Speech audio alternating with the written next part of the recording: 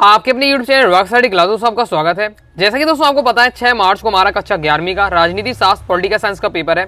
लगातार दोस्तों मैं आपको तैयारी करा रहा हूँ। ओके, इसलिए दोस्तों मैंने आपको पहले 2 अंक की महत्वपूर्ण प्रश्न की सीरीज में पार्ट 1 और पार्ट 2 आ चुका है। ये आपका लास्ट पार्ट 3 हो गए। ये आपको 2 अंक की महत्वपूर्ण इसमें हम देखने वाले हैं सिलेक्टेड हो गए। और इसके बाद दोस्तों मैं आपको 3 अंक 4 अंक कंप्लीट करा दूंगा और साथ ही वस्तुनिष्ठ भी आपके कंप्लीट करा दूंगे। तो आपके 2 अंक के प्रश्न की महामैराथन होने वाली होगी। जितने क्वेश्चन बताऊं दोस्तों वीडियो को ध्यान से देखकर समझते जाइएगा, तैयार करते जाइएगा। ओके, तो अगर जीवन में सफलता प्राप्त करनी है तो मेहनत पर विश्वास करें। किस्मत की आजमाइश तो क्या है जुए में भी होती है। मतलब अगर आपको क्या है सफलता प्राप्त करनी है तो सफलता का एक ही माध्यम है लगातार मेहनत हो गई। कोई ऐसा नहीं है कि आप सोचे कि मैं आराम से बैठा हूँ और मेरी क्या है 95% बन जाएगी 11वीं में, ऐसा पॉसिबल नहीं। आपको क्या लगातार मेहनत करनी पड़ेगी। ओके, देख लेते हैं 2 अंक की अति महत्वपूर्ण प्रश्न उत्तर। तो दोस्तों तो पहला दोस्तों हमारा क्वेश्चन है, भारतीय संविधान में अनेक संशोधन न्यायपालिका और संसद के अलग अलग व्याख्याओं का परिणाम रहे, उदाहरण सहित लिखिए। होगे तो देख लेते हैं संविधान की व्याख्या प्राय एक विवादास्पद मुद्दा रहा है। विभिन्न संशोधन की संसद एवं न्यायपालिका द्वारा अलग अलग व्याख्या की जाती है। वास्तव में संविधान के संशोधन इसी मतभेद का परिणाम है। 1951 में किए गए पहले संविधान संशोधन के पीछे भी यही कारण था। मतलब क्या बताया जा रहा है कि जो भारतीय संविधान का जो व्याख्या करने में रहता है, इसमें हमेशा क्या है विवादास्पद रहता है। मतलब एक ही लाइन के लोग कई अलग अलग लोग क्या है अलग अलग अर्थ निकालते होंगे, अलग अलग वकील अलग अलग अर्थ निकाल कर बताते होंगे, जिससे ये क्या है ये मतभेद बना रहता है। तो यही इसमें बताया जा रहा है। जैसे भारतीय संविधान की 11वीं अनुसूची में दर्ज कोई 2 विशेष विषय आपको लिखने होंगे। तो देख लेते हैं 11वीं अनुसूची में कौन से 2 विषय हैं। तो 11वीं अनुसूची में 2 विषय हैं। पहला आपका ग्रामीण विकास, दूसरा एवं दूसरा हो जाता है आपका ग्रामीण उन्मूलन। ओके, नेक्स्ट हमारा क्वेश्चन है, बहुत ज़्यादा इंपॉर्टेंट है, भारतीय संविधान की राजनीतिक दर्शन की 2 विशेषताओं की क्या व्याख्या करें। चलिए से देख लेते हैं। तो आपको क्या है आपको भारतीय संविधान की राजनीतिक दर्शन में स्वतंत्रता समानता आते हैं, इनके बारे में आपको बता देना। स्वतंत्रता क्या है, भारतीय संविधान के दर्शन के महत्वपूर्ण विशेषता है स्वतंत्रता। ओके दोस्तों आप लोग क्या है स्वतंत्रता समानता जो आपके 6 मौलिक अधिकार हैं उनको अच्छे से उनके बारे में जरूर तैयार कर लीजिएगा, उनसे संबंधित जरूर क्वेश्चन आएगा। ओके तो जैसे आपका स्वतंत्रता समानता, ओके स्वतंत्रता का अधिकार, समानता का अधिकार, धार्मिक स्वतंत्रता का अधिकार, ये वाले जो अधिकार भी जितने भी आपके हुए, शिक्षा का अधिकार, तो ये वाला पूरा आपको तैयार करने के बारे में इनसे संबंधित जरूर क्वेश्चन बनेगा। ओके स्वतंत्रता देख रहे थे, भारतीय संविधान के दर्शन में महत्वपूर्ण विशेषता स्वतंत्रता है। संविधान द्वारा व्यक्तिगत स्वतंत्रता के साथ राष्ट्र की स्वतंत्रता को भी क्या है समान महत्व दिया जाता है। दूसरा है समानता, संविधान के राजनीतिक दर्शन की एक अद्भुत विशेषता है समानता। वास्तव में समानता और स्वतंत्रता लोकतंत्र के 2 स्तंभ है। संविधान द्वारा सभी सरकारी पदों पर क्या भर्ती के लिए सभी नागरिकों को समान अवसर प्रदान करना संविधान का एक क्या प्रमुख उद्देश्य हुए। नेक्स्ट जो हमारा क्वेश्चन है, हमारे संविधान की 2 उपलब्धियों का विवरण दीजिए। तो हमारे संविधान की क्या है 2 उपलब्धि कौन कौन सी हैं। तो देख लेते हैं। हमारे संविधान में उदारवादी व्यक्तिवाद को मूर्त रूप देकर उसे काफ़ी मजबूत किया गया है। यह महत्वपूर्ण उपलब्धि है क्योंकि यह सब एक ऐसे समाज में किया जाता है जहां सामुदायिक जीवन मूल्य व्यक्ति की स्वायत्तता को क्या कोई महत्व नहीं देते अथवा शत्रु का भाव रखते हैं। दूसरा है हमारे संविधान में क्या है व्यक्तिगत स्वतंत्रता का आँच आए बगैर सामाजिक न्याय के सिद्धांत का स्वीकार किया गया है। ओके जाति आधारित सकारात्मक कार्य योजना के प्रति संवैधानिक वचनबद्धता की प्रकट होता है कि भारत दूसरे राष्ट्रों की तुलना में कहे कई आगे है। तो ये हमारे क्या है भारतीय संविधान की उपलब्धियां दी हुई है। आगे नेक्स्ट हमारा बहुत ज़्यादा इंपॉर्टेंट क्वेश्चन है, समानता के महत्व लिखिए। ओके समानता हमें मिली हुई है तो उसका क्या महत्व है देख लेते हैं। ओके 2 पॉइंट आपको याद कर लेना। पहला है मानव विकास के लिए क्या है समानता मानव विकास के लिए अति आवश्यक है। ओके मनुष्य का सर्वांगीण विकास तभी हो सकता है जब उसे क्या है समानता प्राप्त हो। समानता की स्थिति में मानव के आंतरिक गुणों का अत्यधिक विकास होता है। मानव के अंदर क्या है हीन भावना उत्पन्न नहीं होती है, अतः समाज में क्या है समानता होना आवश्यक है। तो मतलब क्या है सीधा अगर समानता मिली है तो उससे क्या है समानता से क्या है सर्वांगीण विकास होता है। ओके ये आपके मेन आपकी एक हो जाता है। दूसरा है शोषण का अंत करने में सहायक समानता, ये आपकी हेडिंग है शोषण का अंत करने में सहायक। समानता को लागू कर निर्धनता को धनवानों के शोषण से बचाया जा सकता है। मतलब ऊंच नीच का भेद खत्म हो जाता है, समान रहते हैं। ओके तो इसलिए क्या है इसमें जो धनवान है निर्धनों पर क्या है शोषण नहीं कर पाते। असमानता के कारण समाज में निर्धन व धनवान 2 वर्गों में बट रहता है। बटा रहता है जहाँ धनिक वर्ग निर्धन वर्गों का शोषण करते हैं। समानता द्वारा सामाजिक वर्ग भेद को क्या है दूर करने का प्रयत्न किया जाता है। तो ये जाता है आपकी समानता के महत्व। आगे देख लेते हैं। थोड़ा क्वेश्चन को आपको रटना नहीं, समझ के लीजिएगा तो आपको याद हो जाएगा। नेक्स्ट क्वेश्चन है आर्थिक असमानता को दूर करने के कोई 2 उपाय लिखिए। मतलब क्या आर्थिक असमानता का मतलब क्या होता है कि आपने देखा होगा कोई ऐसा व्यक्ति है जिसके पास मान लीजिए बहुत सारी जमीनें हैं, बहुत सारी उसकी बिल्डिंगें हैं, बहुत सारा पैसा उसके पास, लेकिन कोई ऐसा है कि उसके पास खाने के लिए भी पैसे नहीं होंगे। तो इससे क्या आर्थिक समानता, किसी के पास इतना सारा है कि अटूट और किसी के पास बिल्कुल नहीं है, तो ये आपकी कहलाती है आर्थिक असमानता। जैसे दूर हम किस प्रकार से कर सकते हैं इसके आपके उपाय पूछे जा रहे हैं। तो पहला है कम से कम आर्थिक कम से कम आर्थिक विषमता, आर्थिक समानता से अभिप्राय है कि समाज में सभी व्यक्तियों को रोजगार का समान अवसर मिले। ऐसा ना हो कि समाज का एक वर्ग अथाह संपत्ति का स्वामी हो और दूसरा वर्ग न्यूनतम आवश्यकताओं की पूर्ति न कर सके। तो वही मैंने आपको बताया है कि इसमें क्या है, सभी को क्या है रोजगार के समान अवसर मिले, और जिससे ऐसा ना हो कि क्या है किसी एक वर्ग के पास क्या बहुत सारा संपत्ति हो, किसी के पास ऐसा ना हो कि न्यूनतम आवश्यकताएं हैं वो पूरी ना कर सके। नेक्स्ट है, दूसरा है आपका समान कार्य के लिए समान वेतन। ओके, समान कार्य के लिए समान वेतन आर्थिक समानता का प्रमुख आधार है, अर्थात जाति, लिंग, धर्म, पंथ आदि के आधार पर इस क्षेत्र में कोई भी क्या है भेदभाव नहीं किया जाए। मतलब कोई भी काम है, चाहे वो अमीर करे चाहे गरीब करे, अगर वो आराम काम कर रहा है तो उसे फिक्स जो वेतन है वो उतनी मिलेगी, क्योंकि चाहे वो गरीब हो चाहे अमीर हो। नेक्स्ट है हमारा राजनीतिक अधिकार और आर्थिक अधिकार में अंतर लिखिए, बहुत ज़्यादा महत्वपूर्ण है। कोई दो अंतर आपको बताने, देख लेते हैं। राजनीतिक अधिकार और आर्थिक अधिकार में अंतर।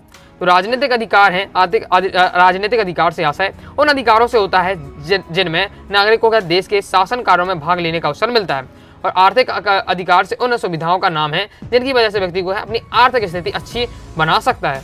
तो दूसरा है हमारा कि इन अधिकारों द्वारा लोगों को देश की राज्य व्यवस्था में सहभागिता के समान अवसर दिए जाते हैं, जबकि आर्थिक अधिकार में इन अधिकारों में से लोगों के देश की अर्थव्यवस्था में सहभागी बनते हुए। नेक्स्ट हमारा क्वेश्चन है नागरिकता के दो राजनीतिक अधिकार लिखिए। नागरिकता के दो राजनीतिक अधिकार पूछे जा रहे हैं, तो पॉइंट वाइज पॉइंट समझाए। पहले मत देने का अधिकार, होगे मतलब नागरिक के कौन कौन से अधिकार मिले हैं राजनीतिक वाले, होगे तो पहले मत देने का अधिकार है। विशाल जनसंख्या वाले देश में जनता सरकार बनाने के लिए अपने प्रतिनिधि को चुनकर भेजती है, तथा विदेशी, दिवालिया, पागल, अपराधी को छोड़कर देश के सभी नागरिकों को यह अधिकार प्राप्त हो गए। आगे देख लेते हैं। नेक्स्ट है निर्वाचित होने का अधिकार, होगी दूसरा हमारा निर्वाचित होने का अधिकार। दूसरा राजनीतिक अधिकार निर्वाचित होने का अधिकार है, क्योंकि जनतंत्र में सरकार की जनता के लिए तथा जनता के द्वारा होती है। नागरिकों को क्या व्यवस्थापिका सभा आदि सार्वजनिक संस्थानों का सदस्य चुने जाने का अधिकार होता है, ये यदि वे क्या है निर्वित आहारत पूरी करते हैं, मतलब योग्यता है तो वो बन सकते हो। नेक्स्ट है हमारा क्वेश्चन धर्मनिरपेक्षता से क्या है। तो ये मतलब मैं आपको पहले भी पढ़ा चुका हूँ, मतलब पहली वाली वीडियो में बता दिए थे। धर्मनिरपेक्षता पूछे या पंथ निरपेक्षता क्या है, मैं आपको बता ही चुका हूँ क्या होता है कि धर्मनिरपेक्षता से आशय होता है कि राज्य का कोई अपना धर्म नहीं होगा और राज्य धर्म के आधार पर क्या है किसी से भेदभाव नहीं करेगा। ये होता है मैन धर्मनिरपेक्षता या पंथ निरपेक्षता। बस आपको यही आपको समझा देना दो लाइन हो गए कि क्या है धर्मनिरपेक्षता का आशय है कि राज्य का कोई धर्म नहीं होता है और धर्म के आधार पर राज्य क्या है किसी से भेदभाव नहीं करे, होगे तो ये आपको बता देना धर्मनिरपेक्षता में। समझ लीजिएगा। आगे देख लेते हैं। दोस्तों टेलीग्राम चैनल को ज्वाइन जरूर कर लीजिएगा। ज्वाइन करने के लिए दोस्तों डिस्क्रिप्शन में मैंने टेलीग्राम चैनल की लिंक दे दी है, क्लिक करके आप ज्वाइन हो जाइएगा, या फिर दोस्तों आप क्या है टेलीग्राम ऐप पर जाइएगा और सर्च करिएगा अनुराग स्टडी क्लासेस। सबसे पहले आपको अपना चैनल मिल जाएगा। 90,000 से ज्यादा स्टूडेंट जुड़े हुए हैं, यहाँ जरूर ज्वाइन हो जाएगा। फायदा ये रहेगा कि आपको वीडियो नोटिफिकेशन तुरंत ही मिल जाएगी। इंपॉर्टेंट दोस्तों आपको क्या है पीडीएफ वगैरह आपको तुरंत ही यहाँ मिल जाती है, साथ ही इंपॉर्टेंट इन्फॉर्मेशन। ओके तो ज्वाइन करके जरूर कीजिएगा। भारत में धर्मनिरपेक्षता के सिद्धांत को स्वीकार करने के दो कारण लिखिए। ओके देख लेते हैं कि भारत में क्या धर्मनिरपेक्षता है, ओके तो क्यों है। ओके तो देख लेते हैं। भारत में विभिन्न धर्मों और संप्रदायों के लोग रहते हैं, अतः अल्पसंख्यक समुदाय के लोगों को समुचित सुरक्षा और संरक्षण प्रदान करने के उद्देश्य से धर्मनिरपेक्षता का सिद्धांत स्वीकार किया गया है। क्यों किया गया है कि भारत में क्या है बहुत सारे धर्मों के लोग रहते हैं, साथ ही कुछ ऐसे धर्म भी हैं जिनकी संख्या बहुत ही कम है। ओके तो जैसे एक ऐसे कुछ धर्म है जिनकी बहुसंख्यक है, ओके जैसे हिंदू के हैं बहुसंख्यक, ओके और कुछ धर्म ऐसे हैं जिनकी अल्पसंख्यक। ओके तो बहुसंख्यक जो धर्म वाले हैं वो अल्पसंख्यक पर अत्याचार न करें, इसलिए भी क्या है धर्मनिरपेक्षता है। ओके दूसरा है कि लोकतांत्रिक शासन प्रणाली में समानता का महत्वपूर्ण स्थान है। नागरिकों को क्या समानता का अधिकार प्रदान करने के लिए धर्मनिरपेक्षता सिद्धांत। ओके धर्मनिरपेक्षता सिद्धांत क्यों महत्वपूर्ण है, ताकि रहे लोगों से समान व्यवहार किया जाए, मतलब क्या है किसी के धर्म के आधार पर क्या है उससे भेदभाव न किया जाए। ओके ये है इसलिए ये महत्वपूर्ण। ओके आगे जितने भी क्वेश्चन है समझ कर आप लीजिए तो बहुत ही आपको आसानी होगी। ओके क्योंकि इतने सारे तो आप रट नहीं सकते, और क्या है क्वेश्चन बन के जा सकते हैं। इसमें बहुत सारे क्वेश्चन है जो आपको नहीं मिलेंगे, वो क्या है बनावटी दिए, क्योंकि पेपर में आपके कुछ बन के ही क्वेश्चन आ गए। ओके नेक्स्ट है भारतीय संविधान की दो प्रमुख स्रोत लिखिए।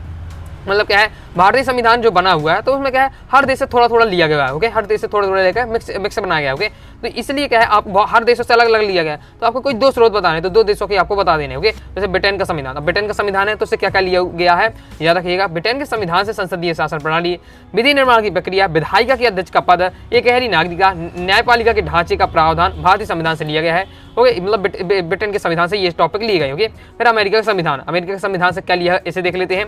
तो अमेरिका के संविधान से क्या है संविधान की सर्वोच्चता, संघीय व्यवस्था, न्याय का पुनर्अवलोकन और निर्वाचित राष्ट्राध्यक्ष, राष्ट्रपति का महाभियोग लगाने की प्रक्रिया, संविधान संशोधन में राज्य की विधायिका द्वारा अनुमोदन आदि प्रमुख प्रावधान लिए गए हैं। तो ये आपके लिए गए हैं संविधान, भारतीय संविधान के दो स्रोत होंगे, एक ब्रिटेन का संविधान, एक अमेरिका संविधान। होंगे और भी रूस के संविधान से भी कुछ लिया गया है, आयरलैंड के संविधान से भी जैसे आपका लिया गया है नीति निर्देशक तत्व, तो आपको बता देंगे कि दो है तो आपको दो नंबर का है तो दो आपको बता देंगे।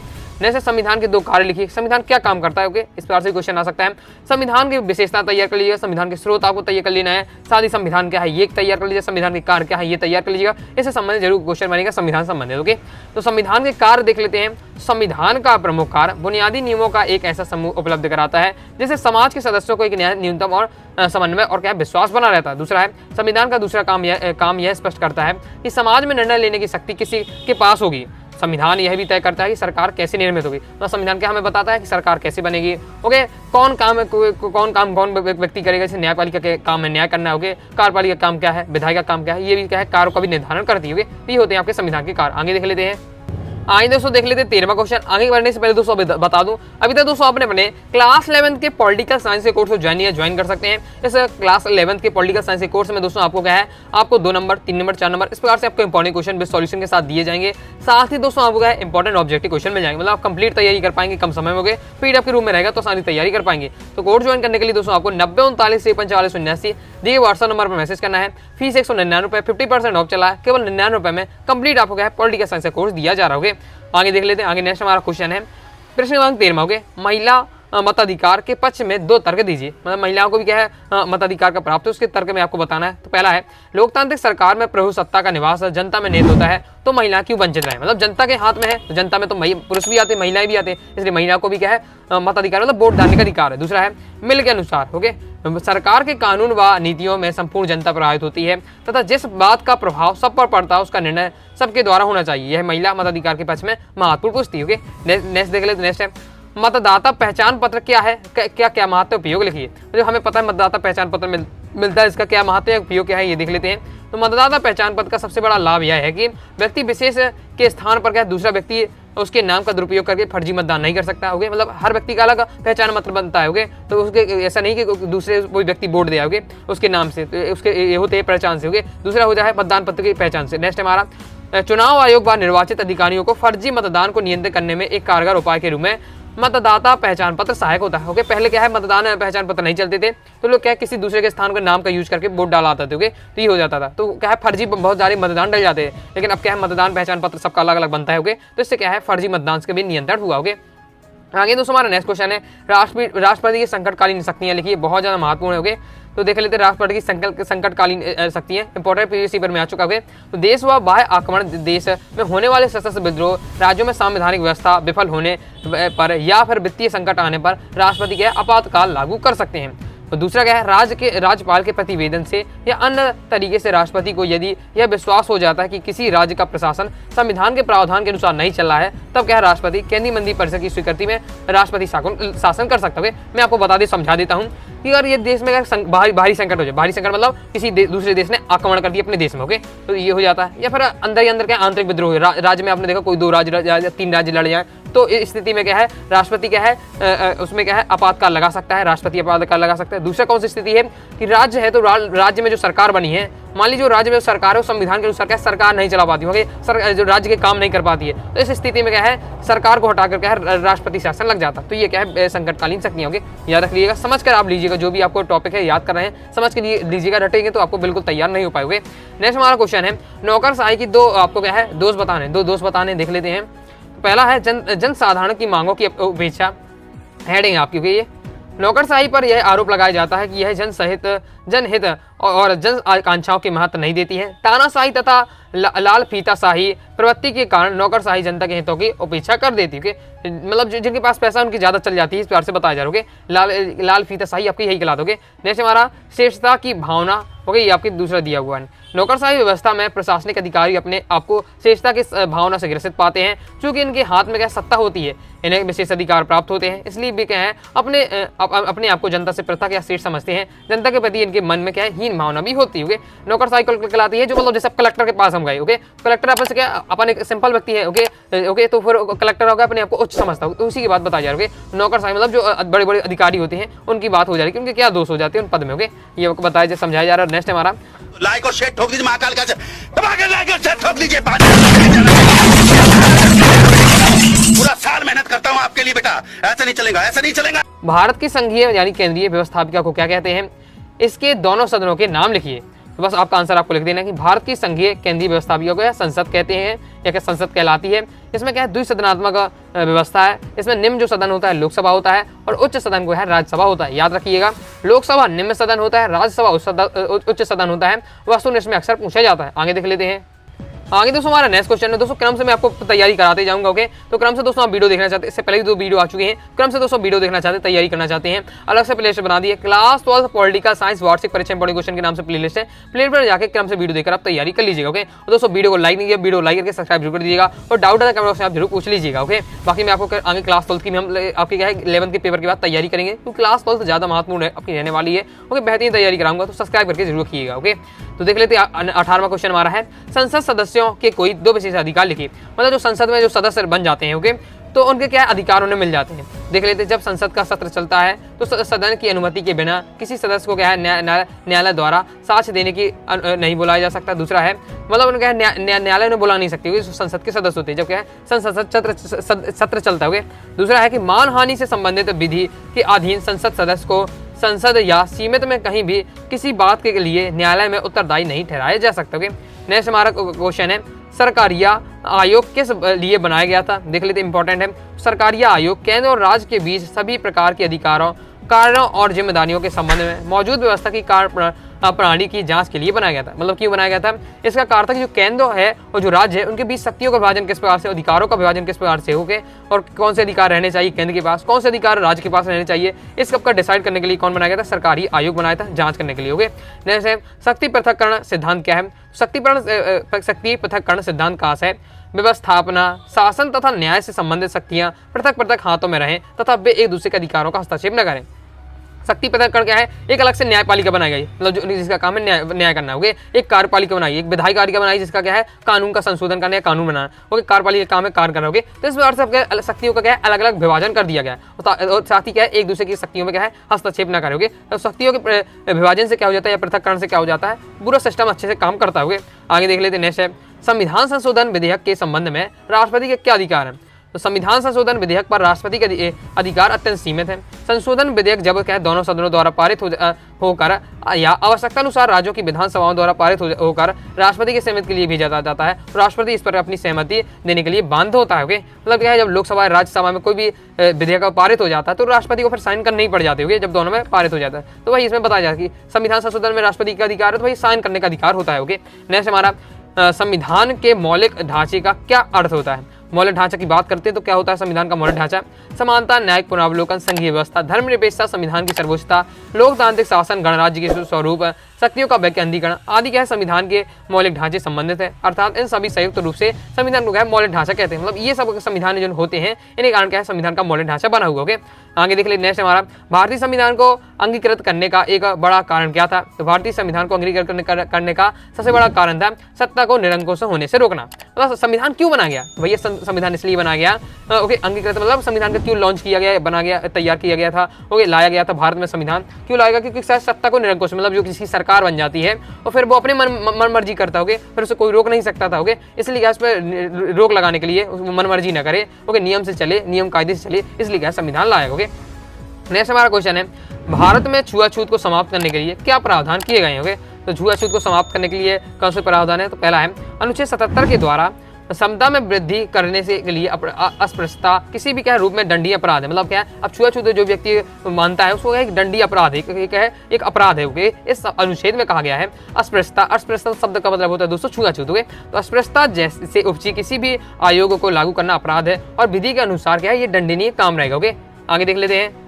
दूसरा है दोस्तों हमारा अस्पृश्यता का अंत करने के लिए कानून बनाने का अधिकार संविधान के अनुच्छेद 35 द्वारा संसद को प्राप्त है। ओके, ये हो जाता है। नेक्स्ट दोस्तों हमारा क्वेश्चन है समानता और स्वतंत्रता एक दूसरे के पूरक है, इस कथन को समझाइए। बहुत ज्यादा इंपॉर्टेंट है, प्रीवियस पेपर में आ चुका है। तो समानता और स्वतंत्रता एक दूसरे के पूरक है मतलब एक दूसरे के विपरीत है। किस प्रकार से, तो दोनों का विकास एक साथ हुआ है। ओके, पूरक है आपको ये पूछा जा रहा है तो आपका दोनों का आपको हेडिंग बतानी कि दोनों का विकास पहले क्या है एक साथ हुआ है।